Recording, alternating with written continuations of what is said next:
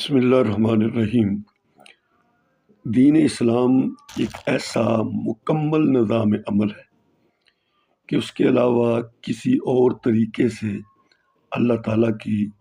رضا حاصل نہیں ہو سکتی۔ اس کامل اور مکمل ضابطۂ حیات کی موجودگی میں کسی اور ضابطے کی طرف نگاہ اٹھانے کی ضرورت نہیں ہے، کیونکہ الیوم اکملت لکم دینکم کہ آج اللہ نے تمہارے لیے تمہارے دین کو مکمل کر دیا، اور اللہ کو دین اسلام سے علاوہ کسی اور دین اللہ کو پسند نہیں، اور جو کسی اور راستے سے عمل کمائے گا تو اللہ کے دربار میں وہ عمل ہی قابل قبول نہیں۔ تو ہمارے لیے جو کامل ضابطہ حیات ہے وہ دین اسلام ہے،